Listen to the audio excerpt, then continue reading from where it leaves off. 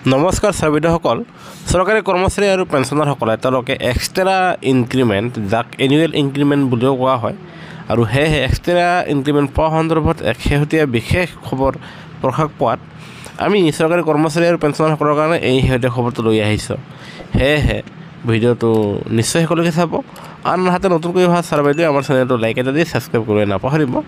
ছাৰবাইদেউসকল আপোনালোকৰ সময়ৰ প্ৰতি লক্ষ্য ৰাখি আমি সেই খবৰটো দিবলৈ ওলাইছোঁ যে যিসকল চৰকাৰী কৰ্মচাৰীয়ে আপোনাৰ 30 জুন তাৰিখে অৱসৰ গ্ৰহণ কৰে তেওঁলোকে আপোনাৰ এক্সট্ৰা ইনক্ৰিমেণ্ট এটা পোৱাৰ বাবে যোগ্য বিবেচিত হয় আৰু সেয়েহে ৰাজস্থান হাইকোৰ্টে এয়া এক নিৰ্দেশ দি কৈছে যে 30 জুন তাৰিখে অৱসৰ গ্ৰহণ কৰা কৰ্মচাৰীসকলে তেওঁলোকে এটা এক্সট্ৰা ইনক্ৰিমেণ্ট পাবলৈ সক্ষম হ'ব আৰু যাৰ ফলত তেওঁলোকৰ বেচিকত আপোনাৰ আকৌ 3% টকা বৃদ্ধি হ'ব আৰু যাৰ ফলত সেইসকল কৰ্মচাৰীসকলৰ পেঞ্চনো বৃদ্ধি পাব আৰু এয়া প্ৰকাশ পোৱাত আমি পুনৰ লৈ আহিছোঁ। ভিডিঅ'টো নিশ্চয় লাইক দি আপোনালোকৰ আন বন্ধুসকললৈ শ্বেয়াৰ কৰিব।